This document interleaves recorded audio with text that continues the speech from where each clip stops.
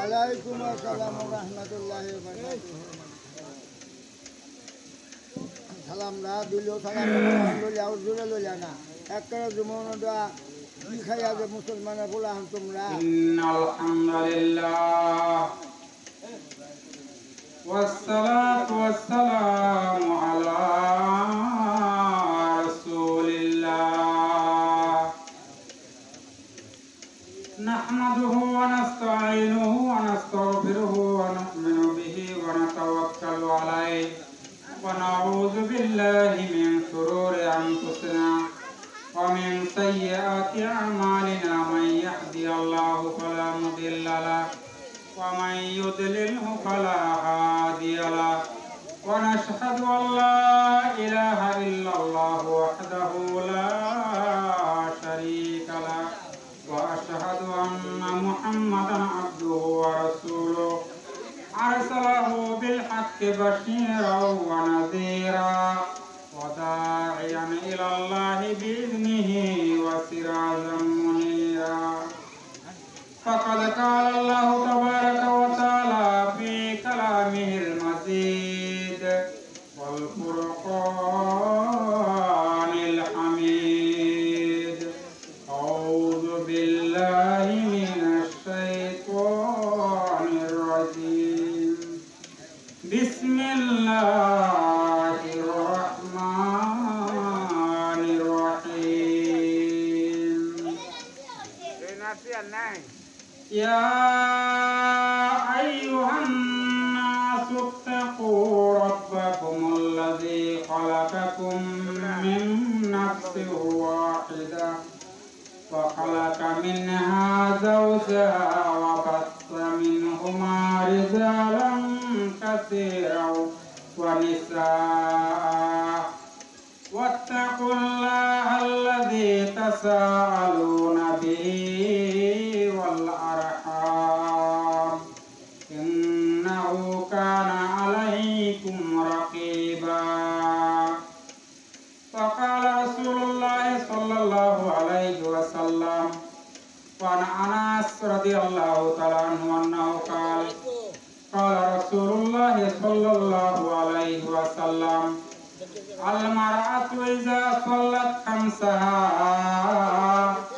وصامت شهرها وأحسنت فرجها وأطاعت بعلها فلا تدخلوا من أي أبواب الجنة شاءت أو كما قال عليه الصلاة والسلام فقال تعالى إن الله وملائكته يصلون على النبي يا أيها الذين آمنوا صلوا عليه وسلموا تسليما সবাই একটু দরুদ করি বালাগাল আউলা বিকামালি কাশাফাত দুজা বিজামালি আসনাত জামিউ ফিসালিহি সাল্লু আলাইহি ওয়া আলিহি বালাগাল আউলা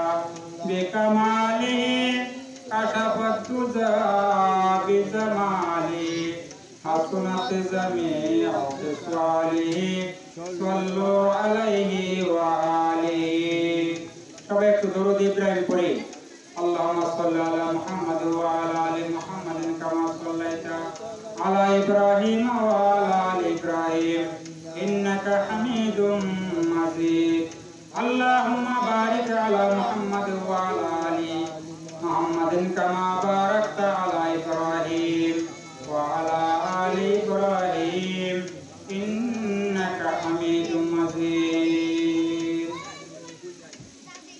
الحمد لله উপস্থিত আজকের এই ইসলামী জলসার সম্মানিত পরম শ্রদ্ধেয় সভাপতি আমার সামনে উপবিষ্ট ইসলাম প্রিয় দিন প্রিয় আমার মুসলমান ভাইরা পর্দার অন্তরালে আমার মা ও বোনেরা সকলের প্রতি আমি আমার আন্তরিক সালাম জানাচ্ছি আসসালামু আলাইকুম ওয়া রাহমাতুল্লাহি ওয়া বারাকাতুহু।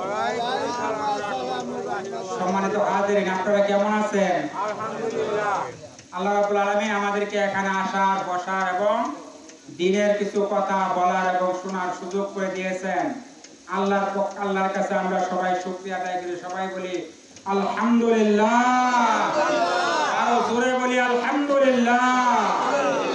সম্মানিত হাজিরিন, এই মাহফিল ছোট্ট ছোট্ট বাচ্চাদের আয়োজনে আজকে এই মাহফিল পরিচালনা হচ্ছে।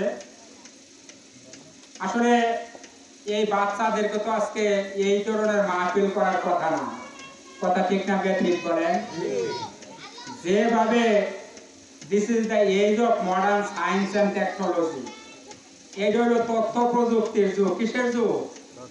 তথ্য প্রযুক্তির যুগ। মানে this is the age of মোবাইলের যুগ, তাই না?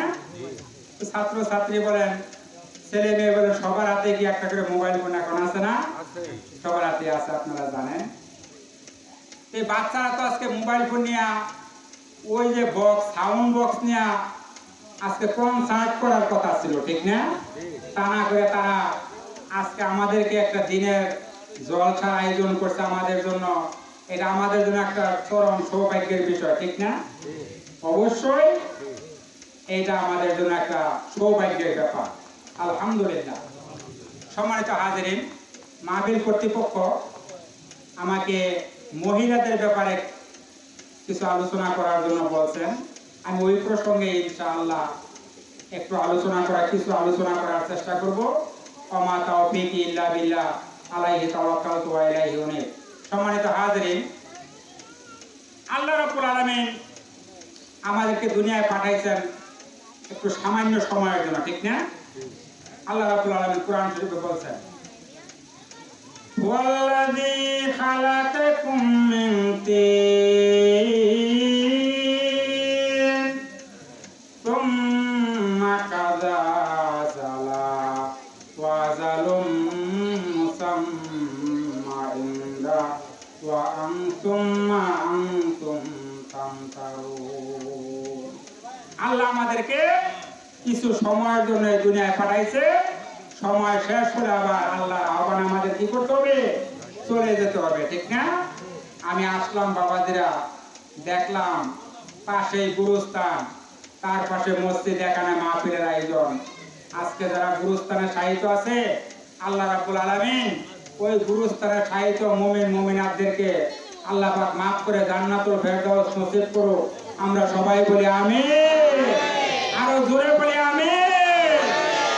সম্মানিত হাজিরিন, আল্লাহ আমরা দুনিয়াতে যা করতেছি সবকিছু আল্লাহ রেকর্ড করে রাখতেছেন, ঠিক না? আল্লাহ রাব্বুল আলামিন পবিত্র কোরআন শরীফের মধ্যে ইরশাদ করেছেন, মা ইয়ালফিযু মিন কাউলিন ইল্লা লাদাইহি রাকিবুন আতীদ। এমন কোন কাজ নাই, এমন কোন কথা নাই বান্দারা, তোমাদের এমন কোন কাজ নাই, এমন কোন কথা নাই যা আমি আল্লাহ ফেরেশতার মাধ্যমে ভিডিও করে রেকর্ড করে না রাখতেছি। সুবহানাল্লাহ। আল্লাহ সবকিছু ক্যামেরা করে ভিডিও করে রাখতেছেন। সম্মানিত হাজিরিন, এই যে আজকে মোবাইলের যুগ বললাম, এই মোবাইলের যুগে ছোট্ট একটা মেমোরিতে কি পরিমাণ গান বা যা কিছু বলেন রেকর্ড করা যায়। আল্লাহ কেন পারবেন না? আল্লাহর কে মেমোরি চাইতে বড় না ছোট? আল্লাহর মেমোরি অনেক বড় না? তাহলে আল্লাহ কেন পারবেন না আমাদেরকে আমাদের কর্মকাণ্ডগুলিকে রেকর্ড করে রাখতে? আল্লাহ রাব্বুল আলামিন বলছেন, কিরামান কাতিবিনা ইয়ালামুনা মা তাফআলুন।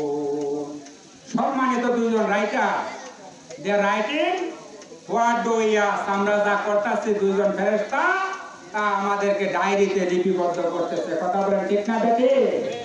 সম্মানিত হাজিরিন, আল্লাহ রাব্বুল আলামিন আমাদেরকে বানাইছেন। আমরা বাবাদের আসছে দুনিয়াতে দুইজন লোকের মাধ্যমে আসছি না? একজন হলেন আমাদের বাবা আর একজন আমাদের মা। কয়জন? দুইজন। আজকের আমার বিষয় দেওয়া হয়েছে ওই মায়েদের সম্পর্কে আলোচনা করার জন্য। সম্মানিত হাজিরিন, আমার মায়ের জাতি এত সম্মান আল্লাহ দিয়েছেন।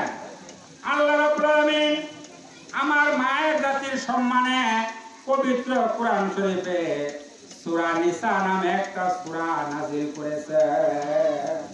সুবহানাল্লাহ, সুবহানাল্লাহ।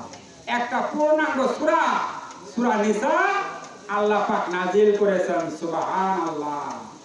সূরা মারিয়াম নামে আরেকটা সূরা আছে, এটাও কি মহিলাদের সূরা, ঠিক না? মারিয়াম কি মহিলাদের সূরা না? তাহলে দেখেন, আমাদের পুরুষ জাতি, আমাদের নামে তো আল্লাহ কোন সূরা নাযিল করলেন না, করলেন মহিলাদের নামে সূরা নাযিল। দুইটা সূরা নাযিল করলেন, সূরা নিসা এবং সূরা মারিয়াম। সুতরাং আমার মায়ের জাতির সম্মান আল্লাহ কত বাড়িয়ে দিয়েছেন। সুবহানাল্লাহ। আমরা সবাই বলি সুবহানাল্লাহ।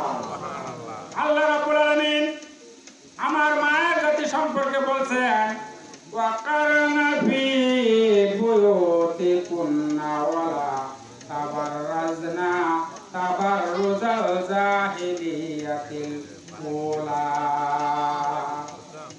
এই মর্মে সম্মানিত হাজিরিন, আমি একটা হাদিস আপনাদের সম্মুখে তেলাওয়াত করছিলাম। ওই হাদিসের ব্যাখ্যাটা দিয়ে আমার আলোচনা আমি শেষ করার চেষ্টা করব। সম্মানিত হাজিরিন, একজন মহিলা, মহিলাদের জন্য জান্নাতে যাওয়া কিন্তু বাবাজি খুব সোজা। সোজা না কঠিন? খুব সোজা। পুরুষদের থেকে মহিলাদের জান্নাতে যাওয়ার রাস্তা অনেক সহজ। আল্লাহর হাবিব হাদিস শরীফে ইরশাদ করছেন, আগে তো বাচ্চাদের ব্যাপারে আসলে কিছু বলা দরকার, কারণ আয়োজনটা তো বাচ্চারা করছে। আল্লাহ রাসূল সাল্লাল্লাহু আলাইহি ওয়াসাল্লাম বলছেন, দেখেন, মান লাম ইয়ারহাম সাগীরানা ওয়া লাম ইউআক্কির কাবীরানা ফালাইসা মিন্না। বুখারী শরীফের হাদিস। যে ব্যক্তি আমাদের বড়দেরকে সম্মান করলো না, ছোটদেরকে স্নেহ করলো না, আল্লাহ রাসূল বলেন এই ব্যক্তি আমার উম্মতের অন্তর্ভুক্ত না। কার কথা? হাদিস শরীফ থেকে শোনাচ্ছি। আল্লাহ রাসূল বলেন, যে ব্যক্তি আমার ছোটদেরকে সম্মান করলো না, বড়দেরকে সম্মান, ছোটদেরকে স্নেহ করলো না, বড়দেরকে সম্মান করলো না, এই লোক আমার উম্মতের অন্তর্ভুক্ত নয়। রাসূলুল্লাহর হাদিস। সুতরাং আমাদের কি করতে হবে? ছোটদেরকে স্নেহ করতে হবে এবং ছোটদের দায়িত্ব হলো বড়দেরকে সম্মান করতে হবে। রাসূলুল্লাহর হাদিস। আল্লাহর হাবিব একদিন কয়েকজন বাচ্চার কাছ দিয়ে যাচ্ছেন, আল্লাহ রাসূল সালাম দিলেন বাচ্চাদেরকে। এই বাচ্চাদেরকে আল্লাহ রাসূল সালাম দিলেন। বাচ্চারা আশ্চর্য হয়ে গেল, আল্লাহ রাসূল এত বড় নবী আমাদেরকে সালাম দিলেন। আনাস রাদিয়াল্লাহু তাআলা আনহু থেকে একটা হাদিস বর্ণিত আছে। আনাস রাদিয়াল্লাহু তাআলা ছোট ভাই উমাইর, তার একটা পাখি ছিল, নাম ছিল নুগায়ের, বুলবুল পাখি। ইয়াল আবুবি ফা মাতা ফাকালা রাসূলুল্লাহ সাল্লাল্লাহু আলাইহি ওয়াসাল্লাম মা ইয়াফআলু নুগায়ের। আল্লাহ রাসূল ওই বাচ্চাটাকে বলতেছে, ইয়া আবা উমাইর, তোমার নুগায়ের কি হইলো? একদিন বাচ্চা, ওই পাখিটা মারা গেছে, বাচ্চারা পাখিটা নিয়ে খেলাধুলা করতো, একদিন পাখিটা মারা গেছে। আল্লাহ রাসূল বাচ্চাকে জিজ্ঞেস করলেন, বাচ্চা তোমার নুগায়ের বুলবুল পাখিটার কি হইলো? আল্লাহর হাবিবের এই কথা শুনে বাচ্চা বলতেছে, দেখেন হুজুর, আপনি হইলেন বিশ্ব নবী, আপনি বিশ্ব নবী, আপনি আমার পাখির খবর রাখেন। আল্লাহ রাসূল বললেন, দেখেন বাবাজিরা, ওমা আরসালনাকা ইল্লা রাহমাতাল লিল আলামিন। আমাকে সারা জাহানের জন্য আল্লাহ রাহমাতুল লিল আলামিন করে পাঠিয়েছেন। জোরে কোন সুবহানাল্লাহ। সম্মানিত হাজিরিন, বলতেছিলাম একটু জিকির করি আমরা, লা ইলাহা ইল্লাল্লাহ। সবাই লা ইলাহা ইল্লাল্লাহ, লা ইলাহা ইল্লাল্লাহ, লা ইলাহা ইল্লাল্লাহ, লা ইলাহা ইল্লাল্লাহ মুহাম্মাদুর রাসূলুল্লাহ। সকলে পড়ি সাল্লাল্লাহু আলাইহি সাল্লাম। সম্মানিত হাজিরিন, বলতেছিলাম মহিলাদের বিষয়ে আমি একটা হাদিস পড়ছি আনাস রাদিয়াল্লাহু তাআলা আনহু থেকে। এই হাদিস বর্ণিত, আল্লাহ রাসূল বলেন, আল মারআতু ইযা সাল্লাত খামসাহা ওয়া সামাত শাহরাহা ওয়া আহসানাত ফারজাহা ওয়া আতাআত বালাহা ফালা তাদখুলু মিন আইয়ি শাইয়্যি আইয়া আবওয়াবিল জান্নাতে শাআ। সম্মানিত হাজিরিন, আল্লাহর হাবিব বলেন একজন মহিলা যখন 5 ওয়াক্ত নামাজ আদায় করবে এবং রমজান মাসে রোজা রাখবে, স্বামীর অনুপস্থিতিতে তার গোপন অঙ্গের হেফাজত করবে এবং স্বামীর আনুগত্য করবে, আল্লাহর হাবিব বলেন এই মহিলাটা আল্লাহর তৈরি জান্নাতে, যে কোনো জান্নাতে প্রবেশ করতে চাইবে আল্লাহ তাকে অবশ্যই জান্নাতের ভিতরে প্রবেশ করাইবে। সুবহানাল্লাহ, সুবহানাল্লাহ। দেখেন একজন মহিলা জান্নাতে যাওয়ার জন্য কত সহজ করে আল্লাহর হাবিব বলছেন।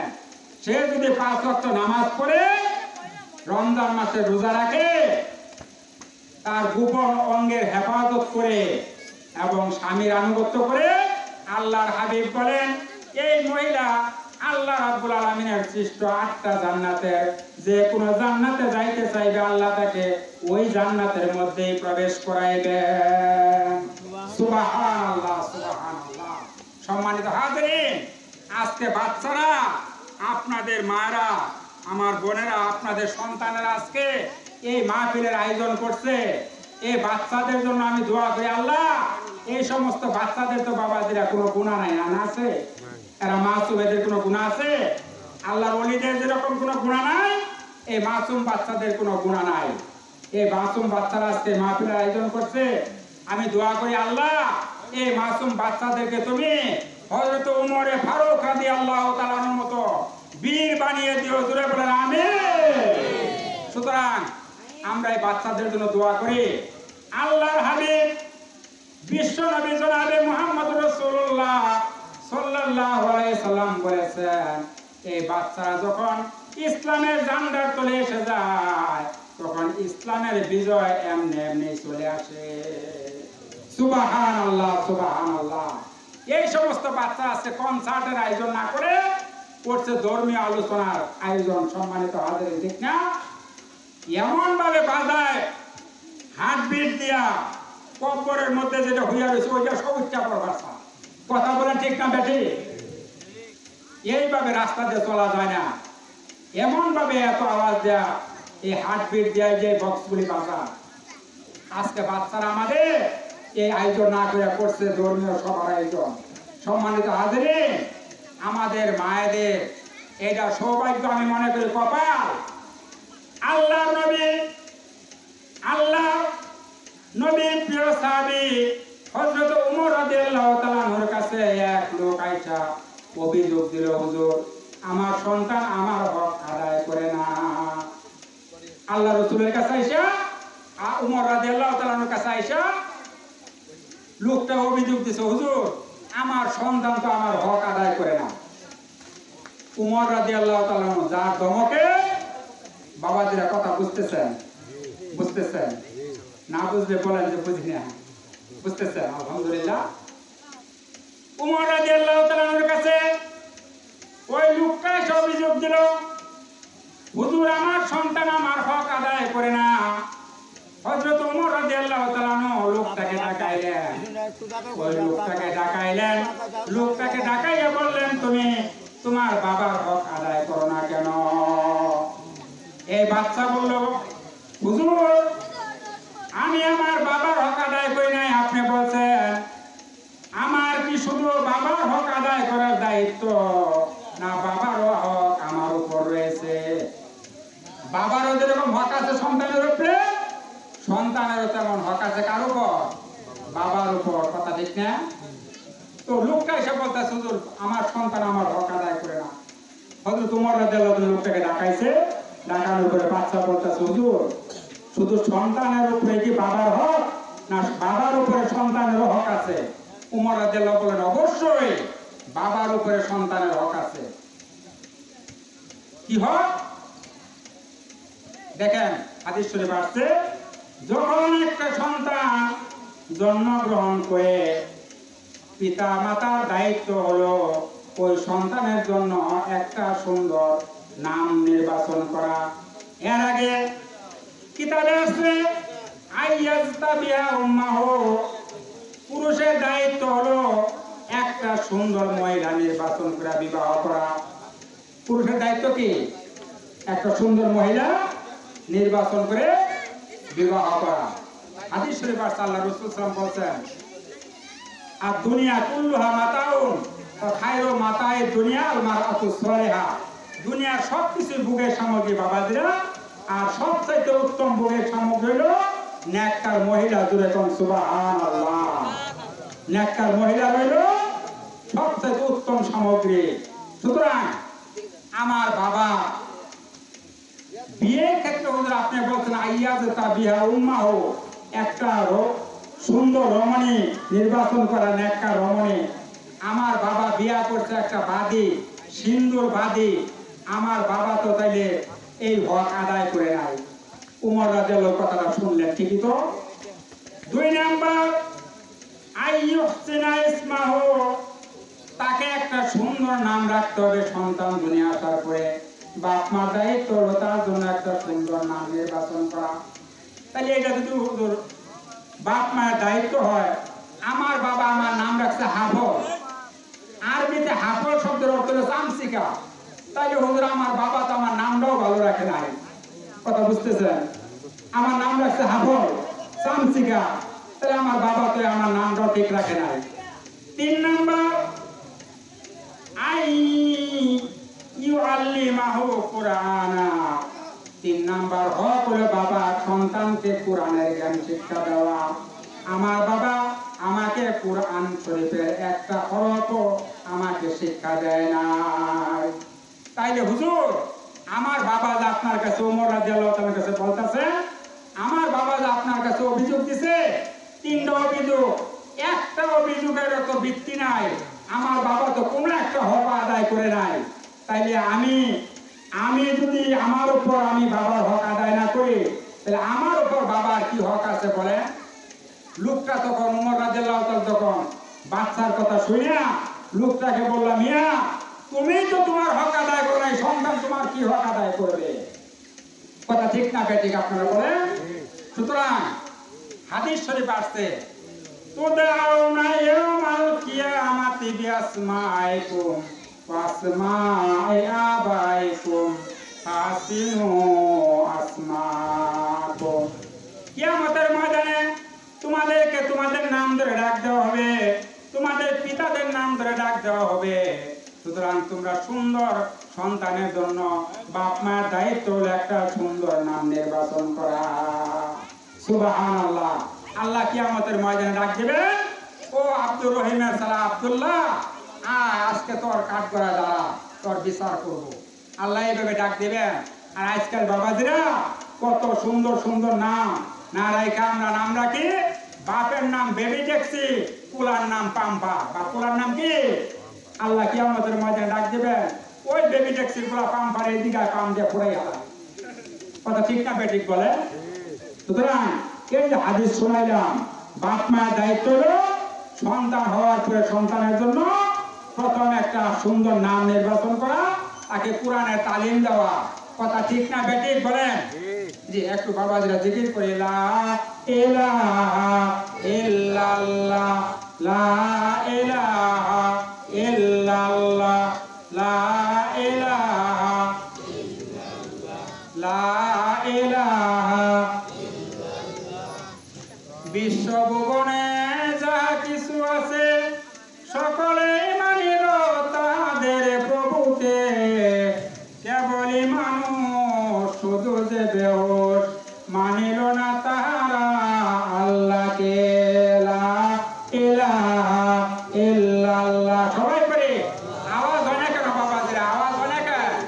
লা ইলাহা ইল্লাল্লাহ, লা ইলাহা ইল্লাল্লাহ, লা ইলাহা ইল্লাল্লাহ, লা ইলাহা ইল্লাল্লাহ মুহাম্মাদুর রাসূলুল্লাহ। সকলে পড়ি সাল্লাল্লাহু আলাইহি সাল্লাম। সম্মানিত হাজিরিন, সুন্দর নাম রাখার ফজিলত কি? হাদিস শরীফ আসছে, আল্লাহ রাব্বুল আলামিন কিয়ামতের ময়দানে ডাক দিবেন, ইয়া মারইয়াম, ও মরিয়ম।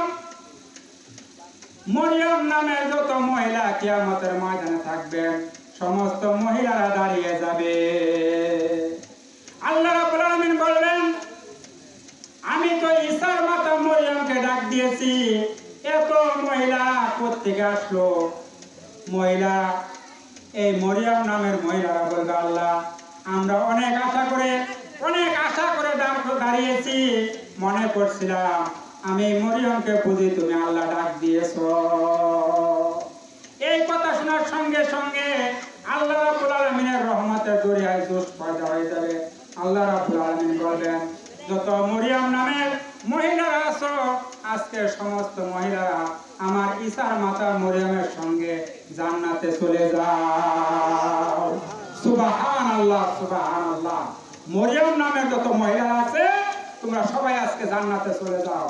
বাবাজিরা এই কথা লোক কত চিন্তা করে। বাবাজিরা বলতেছিল মায়ের কথা।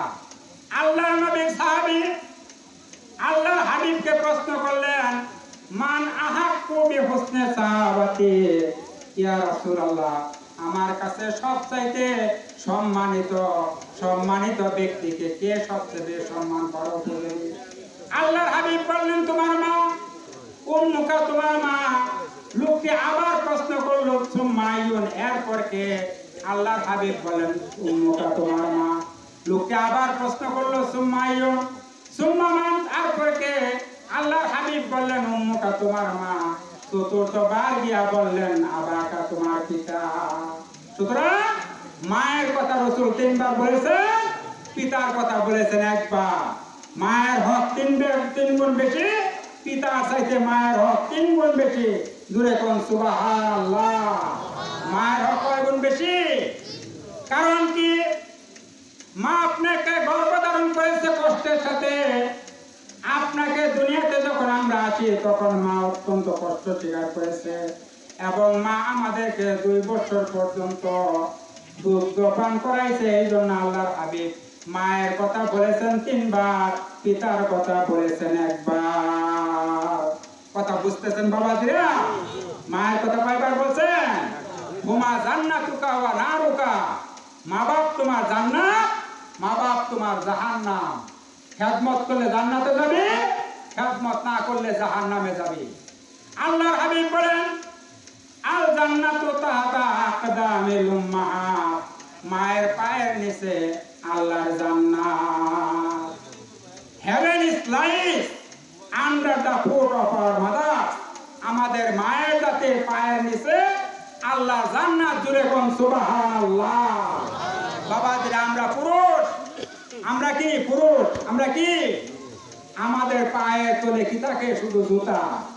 আমাদের পায়ের তলে জুতা। আমাদের মায়ের জাতি, তাদের পায়ের তলে আল্লাহর জান্নাত। জুড়ে কোন সুবহানাল্লাহ। আল্লাহর হাবিবের সাহাবী আসমা বিনতে আবু বকর রাদিয়াল্লাহু তাআলা আনহা বর্ণনা করতেছেন, হুজুর, আমার মা মুশরিকা অবস্থায় আমার কাছে আসছে। আমার মা মুশরিকা, ইসলাম গ্রহণ করে নাই। আমি কি তার সঙ্গে ভালো আচরণ করব কিনা? আল্লাহ রাসূল বললেন, হে আসমা, অবশ্যই তুমি তোমার মায়ের সঙ্গে ভালো আচরণ করবা, কারণ সে তোমাকে অত্যন্ত কষ্ট করে লালন পালন করেছে। মুশরিকা হলে কি হবে?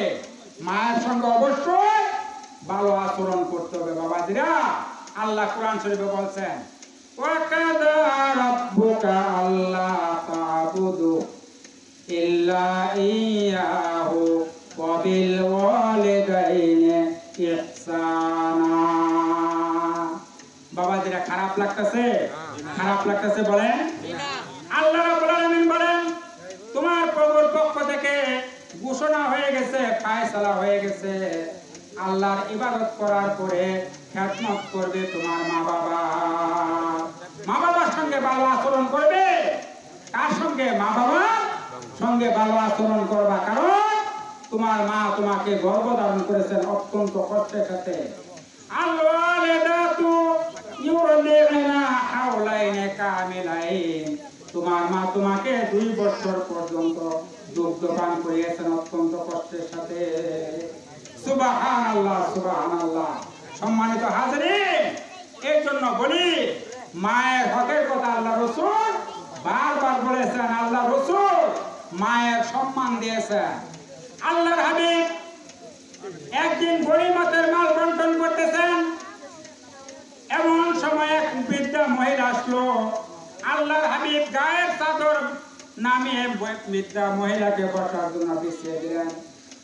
মহিলা আলাপ আলোচনা শেষ করে চলে গেল।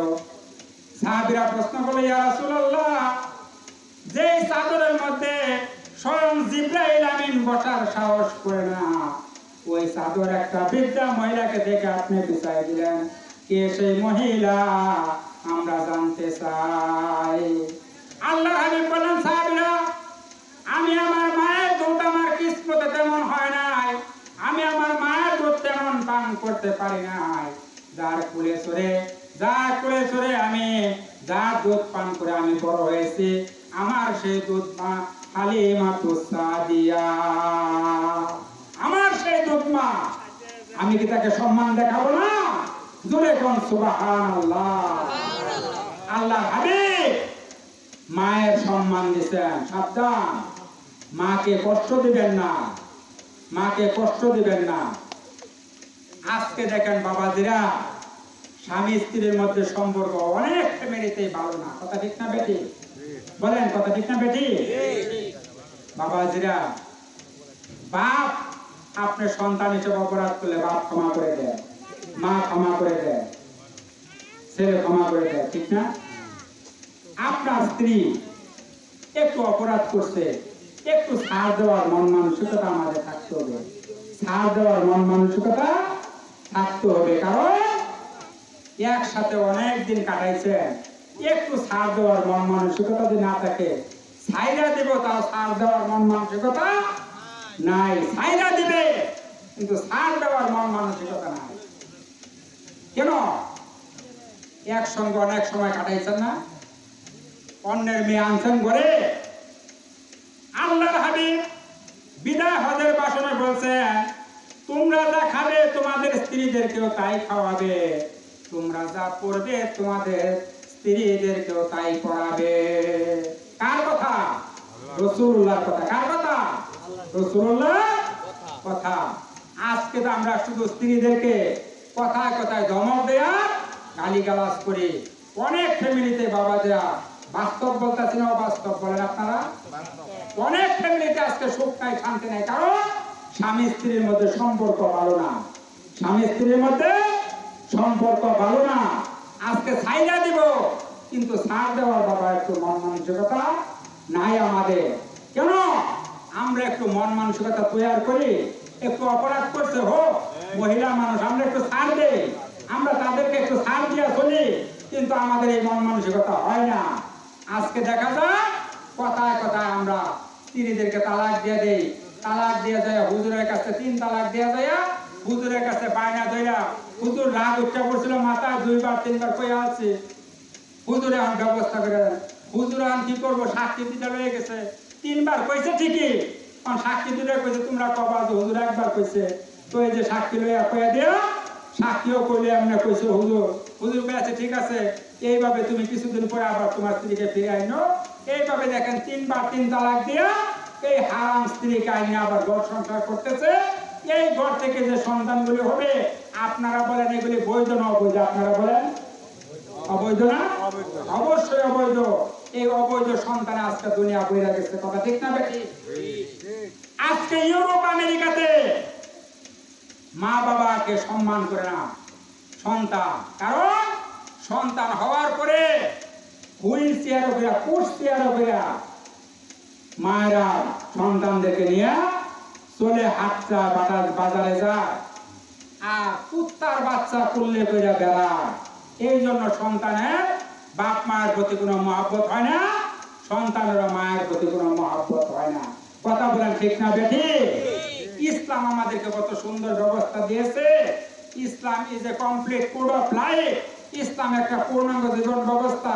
এটা কি বাবা শুধু এই দুনিয়াতেই না পরকালের জন্য? এই দুনিয়ার জন্য, পরকালের জন্য ইসলাম একটা কমপ্লিট জীবন ব্যবস্থা দিয়েছেন আল্লাহ। আমরা যদি এই ইসলামের বিধান মেনে চলি, তাহলে আমাদের এই অশান্তিগুলি সংসারগুলি তো অশান্তি থাকার কথা নাকি? কথা না। কিন্তু আমরা ইসলাম অনুযায়ী আমরা আমাদের স্ত্রীদেরকে ফলাইতে পারি না। ওই যে হাদিসটা বলছিলাম, সম্মানিত হাজিরিন, একজন মহিলা যখন সে 5 ওয়াক্ত নামাজ পড়বে, যখন সে রমজান মাসে রোজা রাখবে, যখন সে তার গোপন অঙ্গের হেফাজত করবে এবং স্বামীর আনুগত্য করবে, ওই লোকটাকে আল্লাহর হাবিব বলতেছেন এই মহিলাকে আল্লাহ যে কোনো জান্নাতে অবশ্যই অবশ্যই প্রবেশ করাইবেন। সুতরাং বাবাজিরা, আজকে দেখা যাচ্ছে আমাদের মা বোনেরা আজকে রাস্তায় বের হয়ে যাচ্ছে, ঠিক না? আপনারা বাজারে যান, যেখানে যান, দেখেন মেয়েদের জন্য বাজার করতে পারেন না, কথা ঠিক না? মেয়েদের জন্য বাজারে দেখতে পারেন না, বলেন কথা ঠিক না বেঠি?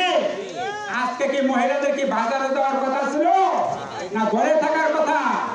আমার মায়েরা বোনেরা, আপনাদেরকে অনুরোধ করব, আপনারা পর্দা করেন, স্বামীর খেদমত করেন, নামাজ পড়েন, রোজা রাখেন, আল্লাহর জান্নাতে আপনারা এমনিতেই চলে যাবেন। আপনাদের জন্য আল্লাহর জান্নাতে যাওয়া কোনো কঠিন কাজ না। আল্লাহর নবীর সাহাবী হযরত আবু হুরায়রা রাদিয়াল্লাহু তাআলা আনহু একদিন রাসূল সাল্লাল্লাহু আলাইহি সাল্লামের দরবারে এসে কাঁদতেছেন। আল্লাহর রাসূলের সাহাবী আবু হুরায়রা 5374টি হাদিস বর্ণনা করেছেন। হাদিস riwayaতের ক্ষেত্রে আবু হুরায়রা রাদিয়াল্লাহু তাআলার নাম রয়েছে। এই সাহাবী রাসূলের দরবারে কাঁদতেছেন। আল্লাহর রাসূল বলেন, আবু হুরায়রা কাঁদো কেন? কাঁদো কেন? আবু হুরায়রা বলতেছেন, মা মেরেছে। মা মারলো কেন?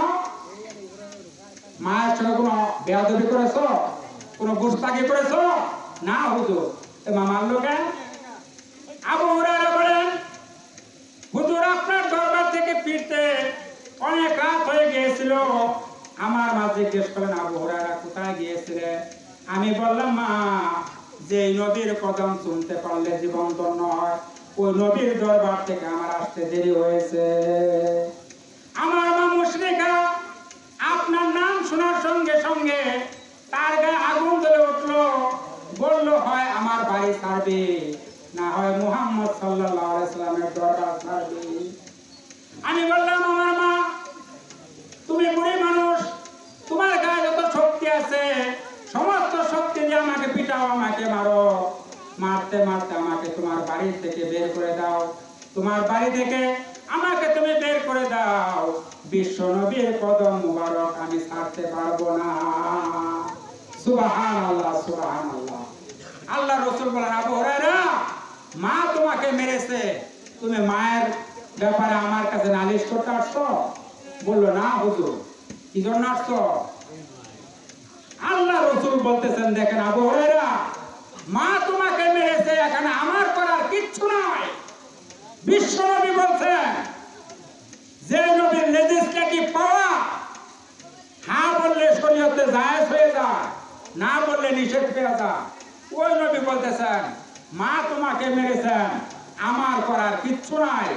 বিশ্ব নবী বলছেন। হযরত আবু হুরায়রা বলেন, ইয়া রাসূলুল্লাহ, আমি মায়ের দরবারে, মায়ের বিরুদ্ধে আপনার দরবারে নালিশ করতে আসি নাই, তাহলে কি জন্য এসেছো? আমি এসেছি হুজুর, আপনি আমার মায়ের জন্য একটু দোয়া করেন, আমার মাকে যেন আল্লাহ হেদায়েত নসিব করে দেন। সম্মানিত হাজিরিন, বুখারী শরীফের কিতাবে আসছে, আল্লাহর নবী আবু হুরায়রার মায়ের জন্য দোয়া করলেন, আল্লাহুম্মা ইহদি উম্মা আবি হুরায়রা, আল্লাহ তুমি আবু হুরায়রার মাকে হেদায়েত নসিব করে দাও। আবু হুরায়রা রাদিয়াল্লাহু তাআলা বাড়ির দিকে দৌড়তেছেন, সাহাবায়ে কেরাম পাঞ্জাবি টেনে ধরেছেন। আবু হুরায়রা ভদ্র মানুষ, শান্ত মানুষ, কোনোদিন তো দৌড়ায় না, আজকে কেন দৌড়ায়? আবু হুরায়রা দৌড়াচ্ছেন, সাহাবীদেরকে বলতেছেন, আমাকে ছেড়ে দাও, আমার পাঞ্জাবি ছেড়ে দাও, আমি বাড়ি গিয়ে দেখতে চাই আমি আগে বাড়িতে গিয়া পৌঁছলাম না আমার নবীর দোয়া আমার বাড়িতে পৌঁছে গেছে। সুবহানাল্লাহ। হযরত আবু হুরায়রা riwayat করেন, আমি বাড়িতে গিয়ে দরজা নক করলাম, নক করার সঙ্গে সঙ্গে ভিতর থেকে আওয়াজ আসলো, কে? আমি বললাম, মা, আমি আবু হুরায়রা এসেছে। মা বললেন, বাবা দাঁড়াও, দরজা খুলতেছি। আবু হুরায়রা রাদিয়াল্লাহু তাআলা বলেন, মায়ের গলার ভিতরে শিরকিয়াতের পর্বতটা পেলাম না, মায়ের গলার ভিতরে তাওহীদের গন্ধ পেলাম। আমার মনে হলো মামার নবীর নিক্ষিপ্ত তীর আমার মায়ের নিশানায় পৌঁছে গেছে। আমার মা দরজা খুলে বললেন, আবু হুরায়রা, তোমাকে মারার পরে আমি অত্যন্ত লজ্জিত হয়েছি। কেন তোমাকে মারলাম? তুমি তো কোনো খারাপ জায়গায় যাও নাই। তোমাকে মেরে আমি অত্যন্ত লজ্জিত হয়েছি। আমি গোসল করে এসেছি, তুমি আমাকেও পড়িয়ে দাও লা ইলাহা ইল্লাল্লাহ মুহাম্মাদুর রাসূলুল্লাহ সাল্লাল্লাহু আলাইহি ওয়াসাল্লাম। সম্মানিত হাজিরিন, আবু হুরায়রার মা মুসলমান হয়ে গেলেন। সুতরাং বাবাজিরা, হাদিস শরীফে আসছে মুস্তাজাবুদ দাওয়াত হলেন তিনজন। কয়জন? একজন হলেন মুসাফির ব্যক্তি। এই ব্যক্তি যদি মুসাফির হইয়া যদি দোয়া করে আল্লাহর কাছে, আল্লাহ কবুল করে নেন। আর একজন হলেন মাজলুম ব্যক্তি, যে ব্যক্তি অত্যাচারিত, ওই ব্যক্তির দোয়া আল্লাহ কবুল করে নেন। আর মা বাপ যদি সন্তানের জন্য দোয়া করে, আল্লাহ রাব্বুল আলামিন সঙ্গে সঙ্গে ওই দোয়া মঞ্জুর করে নেন। সুবহানাল্লাহ। মা বাপ যদি সন্তানের জন্য দোয়া করে, আল্লাহ কি করেন? সঙ্গে সঙ্গে ওই দোয়া মঞ্জুর করে নেন। মা বাবার জন্য বাবাজিরা, সন্তানকে আল্লাহ শিখাই দিতেছেন, আমার কাছে দোয়া করবি, আমার কাছে দোয়া করবি। আপনারা আমার সাথে পড়েন, রাব্বিল হামহুমা কামা রাব্বায়ানি সগীরা। সবাই পড়েন, রাব্বিল হামহুমা কামা রাব্বায়ানি সগীরা। কে শিখাচ্ছেন দোয়া? কে শিখাচ্ছেন? আল্লাহ। আমার কাছে মা বাবার জন্য এইভাবে দোয়া করবি। মা বাবার খেদমত করো বাবারা, মা বাবার কথা মেনে চলো। আজকে বাবা যে দেখা যায়, আজকে বাবাজিরা মা বাবাকে ওই যে গাজীপুরের বৃদ্ধাশ্রমে নিয়া রায়কা আছে। কথা বলেন ঠিক না বেটি? 2 দিন আগের পত্রিকায় দেখলাম যৌতুকের জন্য স্বামী স্ত্রীকে গলা কেটে হত্যা করে ফেলেছে। বলেন নাউযুবিল্লাহ। তুমি বিয়া করছো, খাবার দিবার পাও না? বিয়া করছো কেন? খাবার দিবার পাও না তুমি? যৌতুকের জন্য তোমার শ্বশুর বাড়ি বউকে পাঠাইতে হয়। তুমি ফকির হয়ে গেছো, তুমি খাবার দিবার বাবা না বউকে তুমি বিয়া করছো কেন? বিয়া করে সাইরে আমাকে তাল গাছ দিতে হবে, রেলগাড়ি দিতে হবে, হেলিকপ্টার দিতে হবে, এইগুলি তুমি যাও কেন? তুমি পুরুষ না? তুমি বিয়ে করছো, তোমার স্ত্রীকে খাবার দেওয়ার দায়িত্ব তোমার। তোমার স্ত্রীর হক হলো তুমি তাকে সম্মানিত ভাবে তার যতগুলি দায় দায়িত্ব আছে সবগুলি তোমার পালন করতে হবে। কথা বলে ঠিক না বেটি? ঠিক না? সুতরাং তুমি যখন তোমার স্ত্রীর প্রতি যখন সদাচরণ করবা, তোমার স্ত্রীও তোমার প্রতি তখন সদাচরণ করবে। একটু জিকির করে বাবা, লা ইলাহা ইল্লাল্লাহ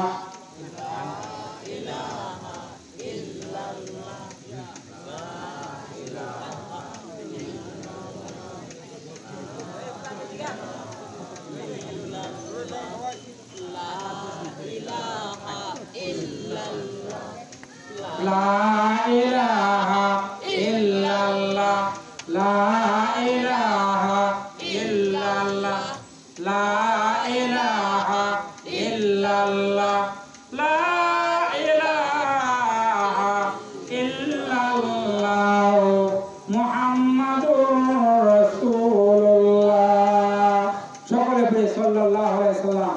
সম্মানিত হাজিরিন, আজকে বাপ মাকে সন্তান খাবার দেয় না, বাপ মাকে নিয়ে গাজীপুরের বৃদ্ধাশ্রমে রেখে আসে।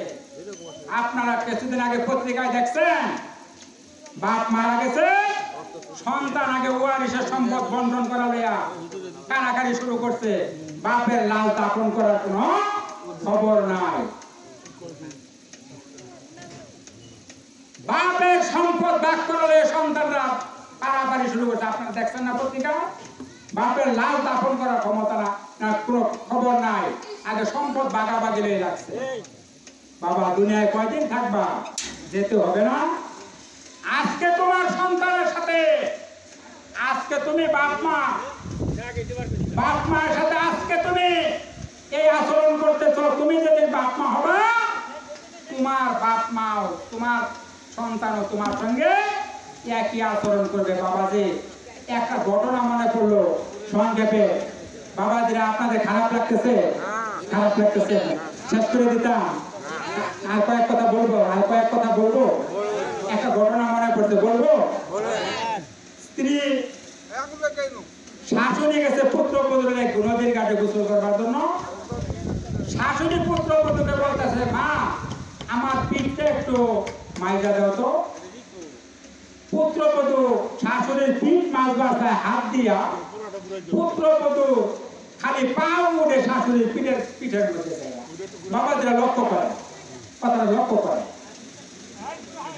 কিছুক্ষণ পরে শাশুড়ি পিছনের দিকে তাকাইছে, দেখে হাত দিয়ে পাও পিঠ না মাইজা পাও দিয়ে পিঠ মাজার চেষ্টা করতেছে। শাশুড়ি বলতেছে, বৌমা এটা কি ব্যাপার, তুমি হাত দিয়ে আমার পিঠ মাজবা, তোমার পাও দিয়ে তুমি এরকম করতেছো না। বৌমা বলতেছে, মা আমি আসলে চেষ্টা করতেছি হাত দিয়ে আপনার পিঠটা মাজবার জন্য, কেন জানি আমার খালি পা উঠা পড়ে। শাশুড়ি বললেন, মা তোমার পাওটাই আমার পিঠে লাগাইয়া দাও, কারণ আমি আমার শাশুড়ির একদিন লাথি মেরেছিলাম। বাবাজিরা, কত দুঃখজনক কথা চিন্তা করছেন। আমি আমার শাশুড়ির লাথি মেরেছিলাম, আজকে সুতরাং মা তোমার হাত আমার পিঠে আসার কথা না, তোমার পায়ে আসার কথা। বাবাজিরা, কথাটা শুনতে খারাপ লাগলেও বাস্তব না অবাস্তব বলেন আপনারা? বাস্তব না? আজকে সন্তান পিতাকে হত্যা করতেছে, কথা ঠিক না বেটি? কারণ কি? সন্তানকে আমরা দিনের শিক্ষা দিতে পারি নাই। ওই যে উমর রাদিয়াল্লাহু তাআলার কথা বলছিলাম, মনোযোগ দিয়েছিল, কোরআনের শিক্ষা দিতে পারি নাই, হাদিসের শিক্ষা দিতে পারি নাই। আল্লাহর হাবিব বিশ্বনবী জনাবে মুহাম্মদ রাসূলুল্লাহ সাল্লাল্লাহু আলাইহি ওয়াসাল্লাম বলেছেন, মুরু সিবিয়ানাকুম বিসসালাতি ইযা বালাগু সাবা ওয়াজরিবুহুম ইযা বালাগু আশারা। তোমাদের সন্তান যখন, খেয়াল করে শুনেন, হাদিস থেকে শোনাচ্ছি বাবাজিরা, তোমাদের সন্তান যখন 7 বছর বয়সে পৌঁছে তখন তাদেরকে নামাজের তালিম দাও, আর যখন 10 বছর বয়সে পৌঁছে তখন প্রয়োজনে সন্তানকে মৃদু প্রহার করো। সন্তানের বয়স যখন 10 বছর, নামাজ না পড়লে তাদেরকে প্রয়োজনে একটু মারধর করো। কার কথা? কার কথা বাবাজিরা? আল্লাহ রসুলের কথা। 7 বছর বয়স হলে নামাজের আদেশ দাও, আর যখন 10 বছরে পৌঁছে প্রয়োজনে একটু শাসন করো, শাসন করে হইলো নামাজের তালিম দাও। আজকে আপনারা লক্ষ্য করে দেখেন, বিশ্বে কোন একটা পরিবারের মধ্যে একটা আলেম ছেলে তার মা বাপকে অসম্মান করছে, আপনারা প্রমাণ দিতে পারলে আর কোনোদিন মাইকে সামনে কথা বলবে? আছে বাবাজিরা? আছে কোন একটা আলেম সন্তান তার মা বাপকে অপমান করছে, অসম্মান করছে? দেখছেন আপনারা? করতেছে কারা? ওই যে যাদেরকে আপনারা আমরা বাংলা ইংরেজি শিক্ষা দিচ্ছি, বাংলা ইংরেজি শিক্ষা দিচ্ছি। সুতরাং আমার মায়েদেরকে বলবো, আমার বাবাদেরকে বলবো, আমাদের সন্তানদেরকে যখন দুনিয়া আমাদের সন্তান আসবে, আমাদের দায়িত্ব হলো প্রথম তার জন্য একটা সুন্দর নাম রাখা, তারপরে তাকে একটু কোরআন শরীফের তালিম দেওয়া। আমরা এটা কাজটা করতে পারবো না? পারবো না বাবাজিরা? আল্লাহর হাবিব বলেন, একটা বাবা মা যখন তার সন্তানকে কোরআন হাদিসের তালিম দিয়া, যখন ইসলামের শিক্ষা শিক্ষিত করিয়া ডাকিয়া যাবে দুনিয়া, ওই মা বাপ যখন দুনিয়া থেকে বিদায় হয়ে যাবে, ওই সন্তান যখন মা বাবার জানাজা পড়াইয়া কবরের মাঝে নামাইবে, আল্লাহর হাবিব বলেন ওই মা বাবার কবরের আযাব চিরতরে আল্লাহ বন্ধ করে দেয়। জুড়ে বলুন সুবহানাল্লাহ। সন্তান যদি আপনার জানাজা পড়ে আপনার কবরের মাঝে নামা, আল্লাহর হাবিব বলেন এই কবরের মাঝে আল্লাহ কোনদিন আযাব দিবেন না। আর কবরটাও রেখেন, ওই যে আমাদের জাতীয় কবি কাজী নজরুল ইসলাম, আমাদের কি কবি, জাতীয় কবি, কত সুন্দর ভাষায় বলছেন, মসজিদেরই পাশে আমায় কবর দিও ভাই, মসজিদেরই পাশে আমায় কবর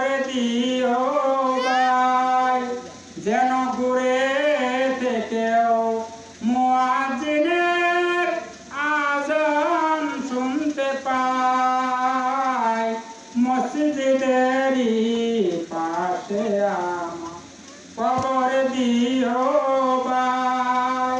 আমার কবরটা যেন মসজিদের পাশে হয় বাবাজিরা।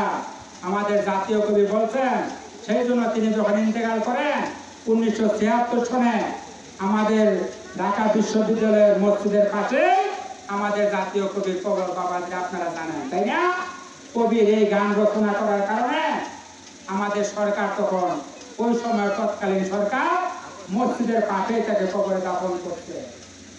আমার গুরের পাশে দিয়ে ভাই নামাজিরা যাবে পবিত্র সেই পায়ের ধুনি বান্দা শুনতে পাবে। জুড়ে কোন সুবহানাল্লাহ। মসজিদের মুসল্লিদের পায়ের ধ্বনি ওই কবরের মাঝে যাবে। গোরা যাবে থেকে এ গুনাহগার পাইবে রেহাই, আবার পাইবে রেহাই মসজিদেরই পাশে আমায় কবর দিও ভাই। আমাদের কবি নজরুল ইসলাম এই কথা বলে গেছেন। সম্মানিত হাজিরিন, আমি এই দিক থেকে আসলাম, দেখলাম মসজিদের পাশে কবর। আমার মনে হয় আল্লাহ অবশ্যই এই কবরবাসীদেরকে মাফ করে জান্নাতের ফায়সালা অবশ্যই করে দিবেন। আমরা দোয়া করি আমিন। সম্মানিত হাজিরিন, আমি ভাই সম্মানিত হাজিরিন, একটু জিকির করি আমরা। লা ইলাহা ইল্লাল্লাহ, লা ইলাহা ইল্লাল্লাহ, লা ইলাহা ইল্লাল্লাহ, লা ইলাহা ইল্লাল্লাহ। এমন করে যাবি রে মন যে ঘরে নাই বিছানা, এমন করে শুবি রে মন যে ঘরে নাই ঠিকানা।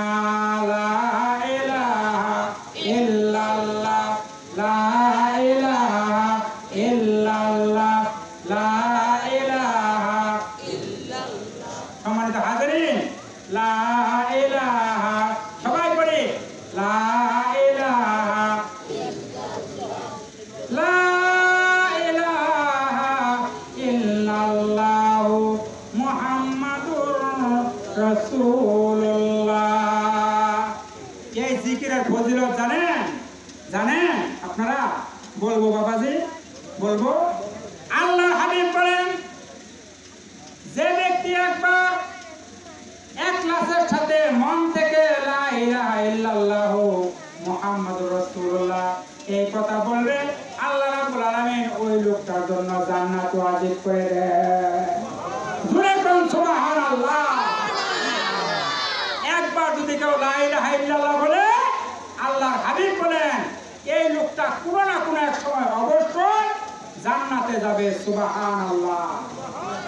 আমরা বাবাজিরা আল্লাযীনা ইয়াযকুরুনাল্লাহা কিয়ামান ওয়া কুউদান ওয়া আলা জুনুবিহিম ওয়া ইয়াতাফাক্কারুনা ফি খালকিস সামাওয়াতি ওয়াল আরদ রাব্বানা মা খালাকতা হাযা বাতিলা ফাসুবহানাকা ফাকিনা আযাবান নার। সুতরাং যারা শয়নে স্বপনে সদা সর্বদাই জিকির করবে, আল্লাহ রাব্বুল আলামিন এদের জন্য জান্নাত অবশ্যই ওয়াজিব করে দিবেন। কারণ একটা ঘটনা কইয়া বাবা শেষ করে দিব, আর 5 মিনিট লাগবে। বলবো আমরা আস্তাগফিরুল্লাহ জিকির করি না বাবাজিরা? আস্তাগফিরুল্লাহ আস্তাগফিরুল্লাহ। আমাদের মাযহাবের 4 জন বিশিষ্ট ইমাম আছেন। ইমাম আবু হানিফা রাহমাতুল্লাহ আলাইহি, ইমাম শাফি রাহমাতুল্লাহ আলাইহি, ইমাম মালিক রাহমাতুল্লাহ আলাইহি, ইমাম আহমদ ইবনে হাম্বল রাহমাতুল্লাহ আলাইহি। ইমাম কয়জন? 4 জন না? এই 4 জনের মধ্যে ইমাম আহমদ ইবনে হাম্বল রাহমাতুল্লাহ আলাইহি একটা ঘটনা দিয়ে শেষ করে দিচ্ছি বাবা আমার আলোচনা। আহমদ ইবনে হাম্বল রাহমাতুল্লাহ আলাইহি বাগদাদ, ইরাকের বাগদাদ শহরে ওনার জন্ম। তিনি একদিন এশার নামাজ পড়ে হাদিস সংগ্রহ করার জন্য বিরাট বড় মুহাদ্দিস বাবাজিরা মাসনাদে আহমদ হাদিসের কিতাব ওনার লেখা, এই হাদিসের কিতাব লেখছেন মাসনাদে আহমদ। এই মুহাদ্দিস এশার নামাজ পড়ে মসজিদ থেকে শীতের দিন বাইর হবেন, কোথায় যাবেন? রাতের বেলা মসজিদে বসে জিকির করতেছে। মসজিদের খাদেম বলতেছে তুখরুজ মিনাল মসজিদে এশা মসজিদ থেকে বাইর হন। ইমাম আহমদ ইবনে হাম্বল রাহমাতুল্লাহ বলতেছেন বাবা শীতের রাত আমি বৃদ্ধ মানুষ কই যাবো এখন রাতের বেলা, আমি এখানে একটু জিকির করে রাত্রিরে কাটাইয়া সকালে ফজরের নামাজটা পড়ে আমি মসজিদে বাইরে। না না না না আপনি বাইরে মসজিদে বাইরে বাইরেছে বাবাজি। বাইরে যাইতে যাইতে হাইটা যাইতে যাইতে যাইতে যাইতে একটু বাবাজি খেয়াল করে শোনেন ঘটনাটা। একটা বাজারের মধ্যে গেছে যাইয়া একটা লোকে দেখতেছে রুটি বাজতেছে। রুটি এই যে হোটেলের মধ্যে রুটি বাজে না, একটা মাটির চুলার মধ্যে রুটি বাজতেছে। ইমাম আহমদ ইবনে হাম্বল রাহমাতুল্লাহ আলাইহি লোকটার কাছে যাইয়া বলতেছে বাবা আমাকে যদি একটু অনুমতি দিতা আমি তোমার চুলার পরে দাঁড়িয়ে একটা আগুন তাপাইয়া রাত্রিটা কাটাই দিতাম। লোকটা বলতেছে হুজুরের একটা কথা বললেন, আপনি আমার চুলার পরে দাঁড়িয়ে একটা আগুন তাপাইবেন। বাবা যে আমরা ছোট গেলে আগুন তাপাইতাম তাই না, তো আপনি আগুন তাপাইবেন এটা আমার অসুবিধা কি? আপনি তাপান, ভালো কথা। তাই ইমাম আহমদ ইবনে হাম্বল রাহমাতুল্লাহ আলাইহি আগুন তাপাইতেছে আর লোকটার দিকে লক্ষ্য করতেছে। লোকটা রুটি বাজে আর জিকির করে আস্তাগফিরুল্লাহ। রুটি দেয় তাওয়ার মধ্যে আস্তাগফিরুল্লাহ, রুটি বাজে আস্তাগফিরুল্লাহ, রুটি নামায় আস্তাগফিরুল্লাহ, বিক্রি করে আস্তাগফিরুল্লাহ, টাকা খোয় আস্তাগফিরুল্লাহ। এই দৃশ্য দেখে ইমাম আহমদ ইবনে হাম্বল রাহমাতুল্লাহ আলাইহি বললেন বাবা তোমাকে একটা প্রশ্ন করি। বাবা যেটা বুঝতেছেন ঘটনাটা বুঝতেছেন, তোমাকে একটা প্রশ্ন করি, তুমি বারবার খালি যে একটাই জিকির করতেছো আস্তাগফিরুল্লাহ আস্তাগফিরুল্লাহ, কারণটা কি? লোকটা বলতেছে হুজুর এই আস্তাগফিরুল্লাহ জিকির করে আমি মুস্তাজাব দাওয়াত হয়ে গিয়েছি। মুস্তাজাব দাওয়াত হয়ে গিয়েছে। মুস্তাজাব দাওয়াত অর্থ হলো সম্মানিত হাজিরিন যে কোনো দোয়া আপনি আল্লাহর কাছে করবেন সঙ্গে সঙ্গে আল্লাহ ওই দোয়া কবুল করে নেবেন, এটার নাম হলো মুস্তাজাব দাওয়াত। লোকটা বলতেছে হুজুর এই জিকির করে আমি আল্লাহর কাছে যত দোয়া করেছি আল্লাহ রাব্বুল আলামিন আমার সমস্ত দোয়া মঞ্জুর করে নিয়েছেন, কিন্তু অত্যন্ত দুঃখের বিষয় আমি দীর্ঘদিন যাবত এই জমানার পরে এই জমানার সর্বশ্রেষ্ঠ মুহাদ্দিস এই জমানার সর্বশ্রেষ্ঠ মুহাক্কিক মুফাসসির আহমদ ইবনে হাম্বল রাহমাতুল্লাহ আলাইহি নাম শুনি অনেক দূরে তার বাড়ি, আমি গরিব মানুষ যাইতে পারি না। উনাকে দেখার জন্য আমার মনের মধ্যে একটা স্বাদ ছিল, এই স্বাদটা আমি আল্লাহর কাছে বারবার দোয়া করে আজকে পর্যন্ত আল্লাহ আমার এই দোয়াটা কবুল করেন নাই। এই কথা শোনার পরে ইমাম আহমদ ইবনে হাম্বল বলতেছেন বাবা তোমার সব দোয়াই আল্লাহ কবুল করে ফেলছেন, এই দোয়াটা কবুল করেন নাই? কয় না হুজুর এই দোয়াটাই আমার কবুল করার বাদ আছে। তখন ইমাম আহমদ ইবনে হাম্বল রাহমাতুল্লাহ আলাইহি বললেন বাবা তুমি যাকে দেখবার জন্য অত্যন্ত আগ্রহের সাথে অপেক্ষা করতেছো আমি হলাম সেই ইমাম আহমদ ইবনে হাম্বল। আল্লাহ তোমার কাছে আমাকে না হাজির করে দিয়েছে। জোরে কোন সুবহানাল্লাহ। বাবাজিরা আস্তাগফিরুল্লাহ জিকির করলে লাভ হয় না ক্ষতি হয়? সুতরাং আমরা জিকিরে আমরা চলার পথে বসার পথে শোয়ার পথে সর্বাবস্থায় আল্লাহ জিকির করতে পারবো না? আজকে বাবাজিরা আমাদের এই দেশে 18 কোটি মুসলমান, 18 কোটি লোক, এর মধ্যে মুসলমানের সংখ্যা যা আছে আমরা 14-15 কোটি। এই লোকগুলি আমরা যদি আমাদের সন্তানদেরকে কোরআনের শিক্ষা হাদিসের শিক্ষা আমরা যদি দিতে পারতাম তাহলে কি আমাদের এই দেশের মধ্যে অশান্তি সৃষ্টি হইতো? আপনারা বলেন ঠিক না বেঠিক? সৃষ্টি হইতো না, অবশ্যই শান্তি কায়েম হইতো প্রত্যেকটা ফ্যামিলিতে। সুতরাং আমি আমার বাবাদের বলবো মায়েদের বলবো আমাদের সন্তানদেরকে আমরা একটু কোরআন হাদিসের তালিম দেই, তাদেরকে দ্বীনের শিক্ষা দেই, আল্লাহ এবং রাসূলের পথে রেখে যাই। আমি যেদিন ইন্তেকাল করবো আমার সন্তানরা আমার জানাজা পড়াইয়া আমাকে কবরে নামাইতে পারে। আমরা পারবো না ইনশাআল্লাহ? আমরা সবাই হাত তুলে বলি পারবো কিনা পারবো না? আল্লাহ তুমি কবুল করো, আমিন। নারায়ে তাকবীর, নারায়ে তাকবীর। আল্লাহ তুমি কবুল ও মঞ্জুর করো, আমিন। ওয়া আখিরু দাওয়ানা আলহামদুলিল্লাহি রাব্বিল আলামিন। আসসালামু আলাইকুম ওয়া রাহমাতুল্লাহি ওয়া বারাকাতুহু।